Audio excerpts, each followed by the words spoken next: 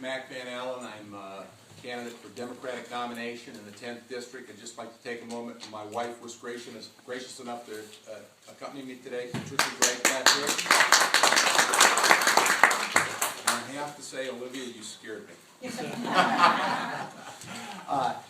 And let me say something else, just to take off on what Bill said about Graham Leach. I don't know if you're aware of this, but Wendy Graham was on the board of directors of Enron, and Phil Graham went to work for UBS after the repeal of Glass-Steagall. I grew up in Cleveland. My father was a math teacher. He had a summer construction business. I started working for him at 15, worked through 20. He was a hard guy to work for, so the last 2 years of college I went down and worked at the steel mills and the flats. I know what that work's like. I've taught at Centerville for most of my career. I was a social studies teacher in the latter years, teaching specifically government and law classes.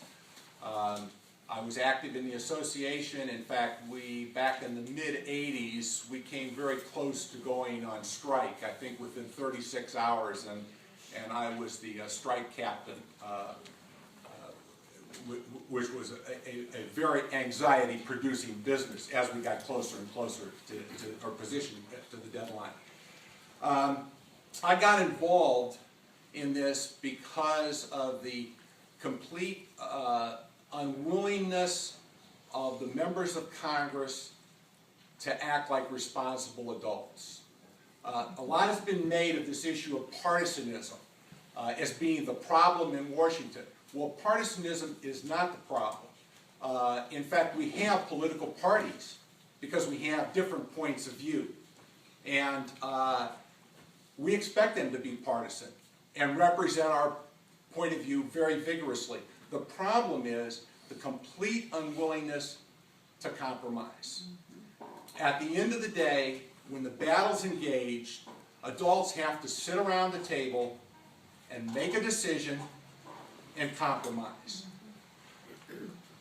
There's an issue that is a giant elephant in the room today, and that is the massive debt we've accumulated and the promises that we've made.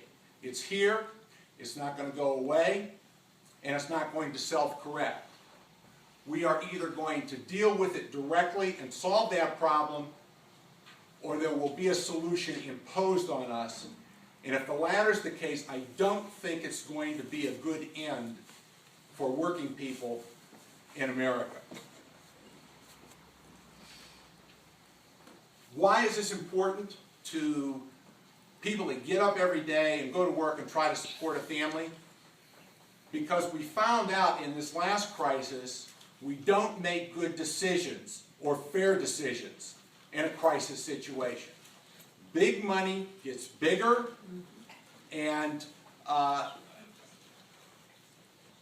the working person, the middle-class person, is excluded from a place at the table. Think back for a minute to 2005, 2006, and 2007.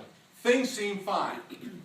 Then the bottom fell out, and we made hasty decisions, and I would submit very unbalanced ones.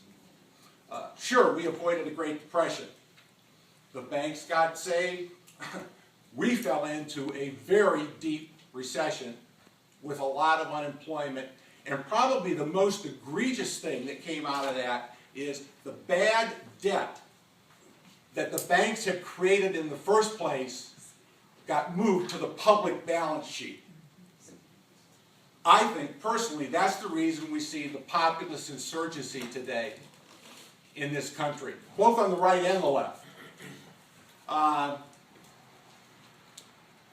Today we have the too big to fail banks, and they're even bigger. We had big bank bonuses reemerge as if this had been a minor hiccup, and probably most interestingly, nobody has gone to jail. It is apparent whose interests were represented in this crisis, and whose interests will be represented in the next crisis. If that crisis is the fiscal issues that we face today, I am concerned that that's not going to be good for Social Security, Medicare, Medicaid, and other social programs. And let me just finish if I may. I'm in this campaign to bring a voice of reason to this problem, to insist on goodwill negotiations and a willingness to compromise on a grand bargain around these issues having to do with deficit, debt, taxes, and entitlements. That's what my candidacy is about. Thank you.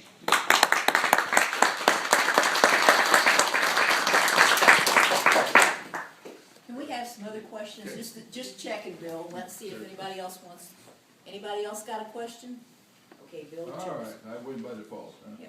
Okay, I understand that you were a high school government teacher, and that you also have a master's in economics.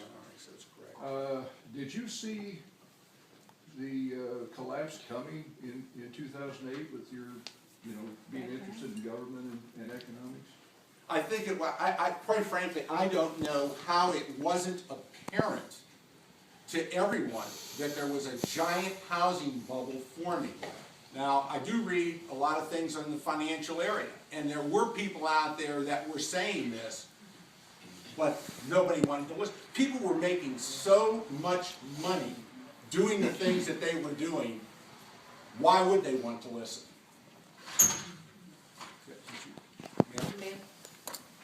Yeah. I'm a part of the CSEP program. It's training for seniors through the Urban League of Greater Cincinnati. I'm the program counselor in the Mature Workers Program.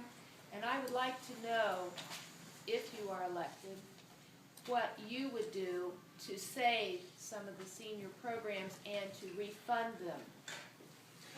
Okay, let me address the refunding issue first. I don't know if people know this, but Congress is in the habit these days of passing bills that have an expiration date. You know why they do that? Because they can go back to their donors when the bill comes up again and get contributions.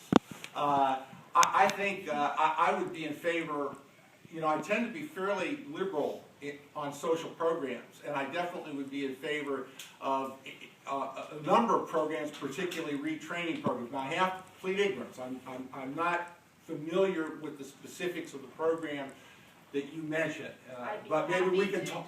Maybe we can talk when I'm done. Yes. All right. Thank you so much.